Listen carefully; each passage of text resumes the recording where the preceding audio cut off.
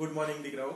હવે આપણે જવાના એન્ટ્રોપી પર. એટલે આગળનો ટોપિક જે ખરો આપણો એ ટોપિક છે એન્ટ્રોપી. નવું વિધેય છે અને એ અવસ્થા વિધેય છે. એન્ટ્રોપી એટલે શું? એન્ટ્રોપીનું પરિમાણાત્મક સ્વરૂપ સમજાવો. આપણે એન્ટ્રોપીની વાત કરવાના. કદાચ તમે શબ્દ સાંભળ્યો હોય, કદાચ ન પણ સાંભળ્યો હોય, હું તમને જણાવું. એન્ટ્રોપી, એન્ટ્રોપી બરાબર ધ્યાન આપજો. એન્ટ્રોપી નો સિમ્બોલ S અને એન્ટ્રોપી નો ફેરફાર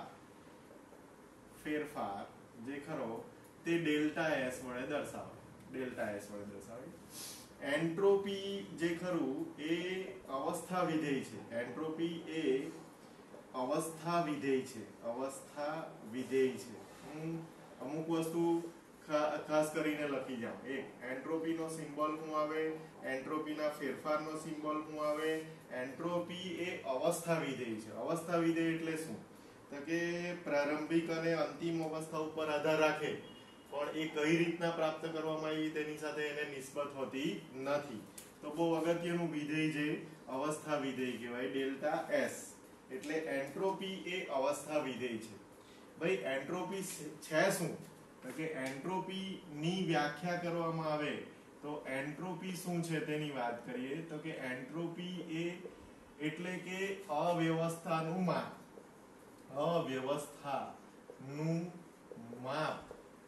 એને કહેવાય એન્ટ્રોપી. પ્રણાલીની અવ્યવસ્થાનું માપ અથવા એનું માપન. પ્રણાલી કેટલી અસ્તવ્યસ્ત છે, જેટલી અવ્યવસ્થા વધુ તેટલી એન્ટ્રોપી જે ખરી તે વધુ. હવે એક્ઝામ્પલ તરીકે લઉં તો ધારો કે 1 મોલ આદર્શ વાયુ આની અંદર છે. બરાબર, આની અંદર છે 1 મોલ આદર્શ વાયુ, 1 મોલ વાયુ આની અંદર છે. હવે અણુઓ જે ખરા તે આ રીતના ગોઠવાયેલા છે. એની અંદર તમે જોશો કે અણુઓ ખૂબ નજીક ગોઠવાયેલા છે. હવે 1 મોલ વાયુને જ મેં આ પાત્રની અંદર મૂકી દઉં તો આ અણુઓની વચ્ચે અંતર વધી જશે એટલે કે એ લોકો વધારે દૂર થશે એકબીજાથી. તો અહીંયા અવ્યવસ્થા વધારે. અહીંયા વ્યવસ્થા વધારે એટલે વ્યવસ્થિત ગોઠવાયેલા છે. જો અણુ, પરમાણુ કે આયનો વ્યવસ્થિત ગોઠવાયેલા હોય તો એન્ટ્રોપી ઓછી. બરાબર ધ્યાન આપજો. અહીંયા અણુ, પરમાણુ કે આયનો એકબીજાથી દૂર અને અસ્તવ્યસ્ત ગોઠવાયેલા છે. અસ્તવ્યસ્ત ગોઠવાયેલ હોય તો એન્ટ્રોપી જે ખરી તે શું થશે? એન્ટ્રોપી વધારે.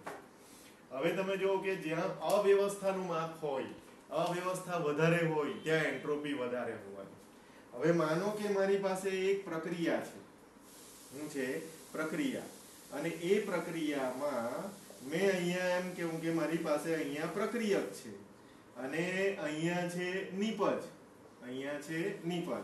તો પ્રક્રિયકની અંદર અણુઓ આ રીતના ગોઠવાયેલા છે.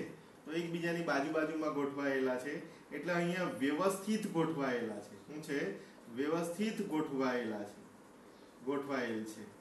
તો અહીંયા એન્ટ્રોપી જે ખરી તે કેવી હશે? તો કે ઓછી હશે. કેવી હશે? ઓછી. અવ્યવસ્થા ઓછી છે. હવે નિપજ જ્યારે બની ત્યારે આ અણુઓ જે ખરા તે આમ ગોઠવાયેલા તમને જોવા મળ્યા. મતલબ અવ્યવસ્થા વધી. તો એન્ટ્રોપી જે ખરી તે શું થાય? તો કે વધે. એન્ટ્રોપી જે ખરી તે વધે. તો પ્રક્રિયકનું જ્યારે નિપજમાં રૂપાંતર થાય અને જો અવ્યવસ્થા વધી જાય તો એન્ટ્રોપી વધી જાય. હવે મારે જો એનો ફેરફાર શોધવો હોય તો ડેલ્ટા S બરાબર શું લખું? તો કે SP - SR. શું લખ્યું? SP - SR એટલે શું? તો કે P એટલે પ્રોડક્ટ એટલે નિપજની એન્ટ્રોપી માઈનસ પ્રક્રિયક, R એટલે રિએક્ટન્ટ. આને કહેવાય રિએક્ટન્ટ અને આને કહેવાય પ્રોડક્ટ. શું કહેવાશે? પ્રોડક્ટ. એટલે SP માઈનસ શું લખાય? તો કે SR. તો તમે ડેલ્ટા એસ જે ખરું જેને આપણે એન્ટ્રોપી ફેરફાર કીધેલો એ પણ તમે નોટ કરી શકો. આ એકદમ સિમ્પલ મેટર, અવ્યવસ્થાનું માપ એને કહેવાય એન્ટ્રોપી. આ એન્ટ્રોપીની સમજ. જો શોર્ટમાં લખવું હોય તો એન્ટ્રોપી એટલે શું? તો કે અવ્યવસ્થાનું માપન, એને કહેવાય એન્ટ્રોપી. હવે બહુ સીધું અને સરળ, મેં તમને એને સમજાવવાનો પ્રયત્ન કર્યો કે અણુ પરમાણુની ગોઠવણ જો વ્યવસ્થિત હોય તો એની એન્ટ્રોપી ઓછી હોવાની. હવે વ્યવહારમાં શું થાય કે વ્યવહારમાં કે પર્યાવરણની અંદર આપણે જોઈએ તો હંમેશા પદાર્થ જે ખરો એ બગડવાનો પ્રયત્ન કરે. મતલબ એ જાતે પોતે જો કામ કરે એટલે કે જાતે પોતે એટલે આપમેળે જો કામ કરે આપમેળે, તો હંમેશા પદાર્થ જે ખરો તે બગડે. બગડે મતલબ એના અણુ પરમાણુ કે આયનો એકબીજાથી કેવા જવાના? દૂર. દૂર જાય તો એન્ટ્રોપીમાં હંમેશા શું થાય? તો કે વધારો થાય. હા, એમ કહેવાય કે આપમેળે વિશ્વમાં આપમેળે થતા બધા જ પ્રક્રમોમાં, મને બરાબર સાંભળજો, વિશ્વમાં આપમેળે થતા બધા જ પ્રક્રમોમાં એન્ટ્રોપી હંમેશા વધે. હું બોલ્યો મેં તે તમને ખ્યાલ આવવો જોઈએ. હું બોલ્યો મેં તો કે વિશ્વમાં આપમેળે થતા બધા જ પ્રક્રમોમાં, ધ્યાનથી જોજો, હું આ જરા કાઢ નાખું અહીંયાથી, તો વિશ્વમાં આપમેળે થતા બધા જ પ્રક્રમોમાં, વિશ્વમાં પાછું લખતો છું, વિશ્વમાં આપમેળે થતા, વિશ્વમાં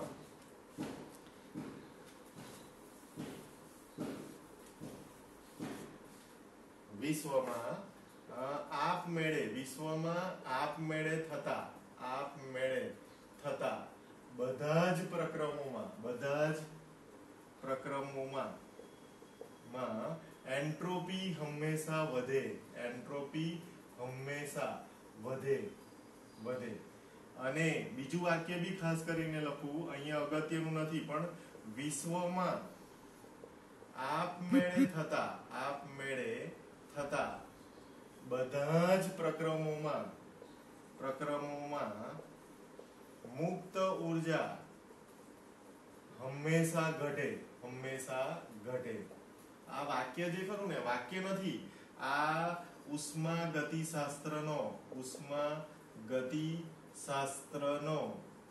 બીજો નિયમ છે.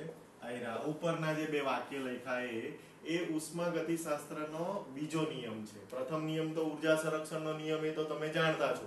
પણ બીજો નિયમ જે ખરો તેના બે વાક્ય આવે કે વિશ્વમાં આપમેળે થતા બધા જ પ્રક્રમોમાં એન્ટ્રોપી હંમેશા વધે. મતલબ અવ્યવસ્થા હંમેશા વધે. બરાબર, અવ્યવસ્થા હંમેશા વધે. કોઈ વાયુને તમે અહીંયા છોડી દો તો એ ફેલાઈ જશે.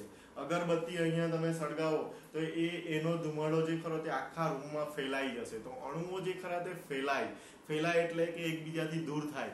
જેમ જેમ અણુ વચ્ચેનું અંતર વધે તેમ એન્ટ્રોપીમાં શું થાય? તો કે વધારો થાય. કોઈ પદાર્થને તમે બહાર ફેંકી દો તો એ બગડવાનો પ્રયત્ન થશે. એટલે કે ધીમે ધીમે એ બગડી જશે, કોવાઈ જશે, તૂટી જશે. તો એ બગડવા જાતે પોતે રિપેર થઈ જશે એવું બહુ ઓછું બનતું હોય. એટલે વિશ્વમાં જે આપમેળે એટલે શું? તો કે જાતે પોતે પ્રક્રિયા થતી હોય, આપણે કશું જ કંઈ કરવા નથી જતા, અને આપમેળે થતી બધી જ પ્રક્રિયાઓમાં હંમેશા એન્ટ્રોપી શું થાય? તો કે વધતી જ હોય. એન્ટ્રોપીમાં શું થાય? વધારો જ થાય. આપણને પણ એક્ઝામ્પલ તરીકે લઈએ કે ભાઈ આપણને કહી દેવામાં આવે કે આ વાંચવાનું છે, પણ આપમેળે આપણે કોઈ દિવસ વાંચવા બેસતા હોતા નથી. કેમ? તો કે આપણને હંમેશા પ્રયત્ન એવો હોય કે ધીમે ધીમે થશે. તો એન્ટ્રોપી હંમેશા વધતી હોય.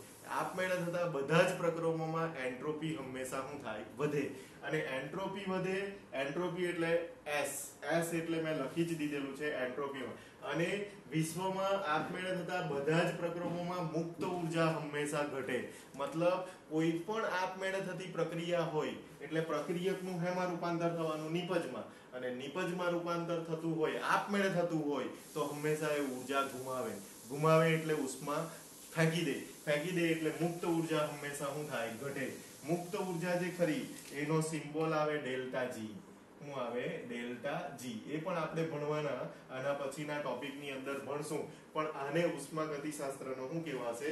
તો કે આને ઉષ્માગતિશાસ્ત્રનો બીજો નિયમ કહેવાશે. ઓકે, હવે જરાક આગળ ચાલીએ એની અંદર જ. તો આ એન્ટ્રોપી ની વાત કરીએ, ધ્યાનથી જોજો. તો એન્ટ્રોપી શું છે? તો કે ભાઈ એન્ટ્રોપી બે વસ્તુ તમારે સમજવી પડે. તો જોજો બરાબર સાંભળજો, બે વસ્તુ તમારે સમજવી પડે.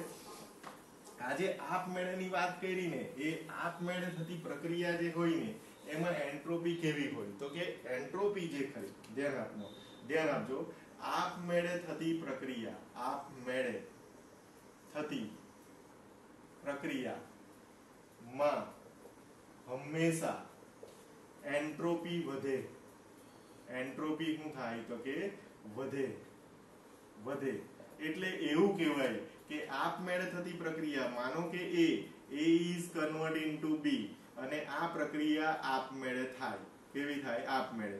તો એના એન્ટ્રોપી ફેરફારનું મૂલ્ય >0 હશે. માનો કે આપણે પ્રક્રિયા કરાવી પડે અથવા આપમેળે પ્રક્રિયા ન થતી હોય, આપમેળે પ્રક્રિયા ન થતી હોય તો ડેલ્ટા એસ નું મૂલ્ય <0 આવે. એટલે કે એન્ટ્રોપી ફેરફારનું મૂલ્ય જે ખરું તે શું આવે?